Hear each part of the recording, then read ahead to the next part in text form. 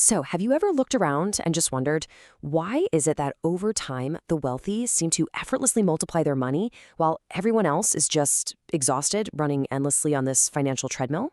Look, it's a question that frustrates so many of us, right? But the answer, well, it isn't always about massive inheritances or some lucky break. In today's Explainer, we're going to break down the exact architecture of financial freedom.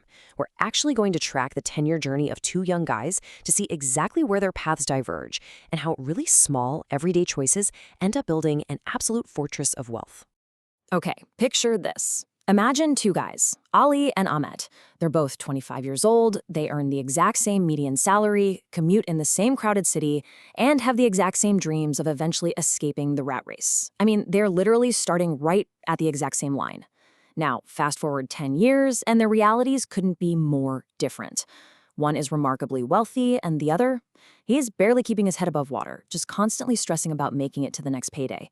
So what actually happens in that single decade to pull them so drastically apart? Spoiler alert, it's not a winning lottery ticket. It's a complete psychological shift.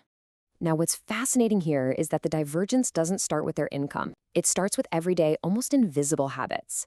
The very second Ali's paycheck hits his account, that money flows right back out to immediate gratification. You know, the newest gadget, expensive takeout, massive weekend entertainment tabs. Basically, he's letting his impulses totally dictate his wealth. Ahmed, on the other hand, takes a completely different route. He actively tracks his money using a really simple budgeting app on his phone. He uses a real-world framework like the 50-30-20 rule, dedicating 50% of his income to his actual needs, 30% to wants, and carving out a strict, non-negotiable 20% to pay his future self. It's intentionality versus pure impulse. To really understand why that kind of tracking matters so much, we have to look at what they're actually buying. Ollie is totally caught in the trap of accumulating liabilities. And this is perfectly highlighted by his absolute need to buy a brand new $1,000 smartphone every single year. A liability isn't just something that takes money out of your pocket today. It's a depreciating anchor. I mean, it literally loses value the moment you unbox the thing, tying you to this endless cycle of spending and lifestyle creep. He is essentially trading his future freedom for temporary status symbols. Ahmed, conversely, is out there planting financial seeds by acquiring assets. And look, he doesn't need to be some Wall Street insider to do this. He takes specific, actionable steps right from his couch. He opens a basic, low-cost brokerage account, sets up automated weekly transfers, and buys fractional shares of broad market index funds. That's it. He's systematically converting his active income into assets that will eventually put money right back into his pocket. So while Ali is buying depreciating phones, Ahmed is building a machine that literally generates wealth on autopilot. It's a foundational shift in how money is deployed. When we zoom out and map this behavior over a 10-year timeline, a super interesting pattern emerges. The secret to wealth? It isn't some shady get-rich-quick scheme. It's just giving smart choices the necessary time to marinate. Year 1 is really just about establishing the habit and ignoring all the noise. But by year 5, the math starts to get incredibly interesting. And by year 10, the ultimate destination is total financial freedom. Time is the silent, heavy-lifting ingredient in this entire equation, turning those seemingly tiny daily decisions into just unstoppable momentum. Let's check in at the 5-year mark. The reality of their choices is undeniable now.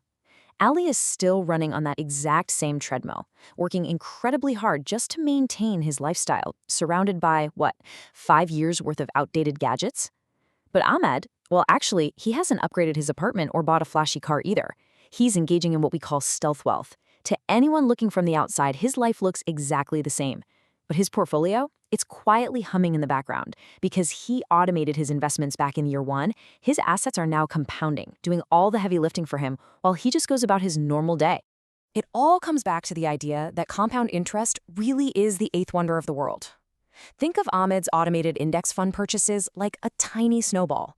At first, you barely even notice it gathering any snow. It feels almost too small to matter. But as it rolls down the hill of that 5-year timeline, it gains massive surface area and unstoppable momentum. Small, consistent investments don't just add up, they multiply. And that multiplication is exactly how everyday people build extraordinary, life-changing wealth without needing some massive upfront inheritance. It's brilliant. But hey, we all know life isn't just about perfectly rising charts, right? Storms inevitably roll in. When an economic downturn hits, or maybe a sudden layoff, we see wealth's true purpose. It's a vital shield. Ali has absolutely zero safety net.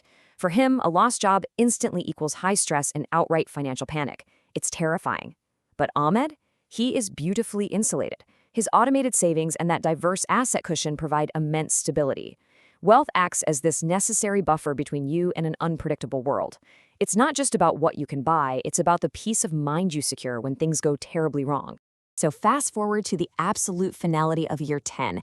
Ali is trapped by a decade of depreciating liabilities, still desperately trading his hours just to survive the endless paycheck-to-paycheck cycle. The treadmill is moving faster, but he literally hasn't gone anywhere. Ahmed, however, has achieved something incredibly rare. He has completely decoupled his time from his earnings. Because his money works tirelessly while he sleeps, he enjoys true autonomy. He dictates his own schedule, his own projects, his own life. The rich get richer because eventually they totally untether their income from their physical labor.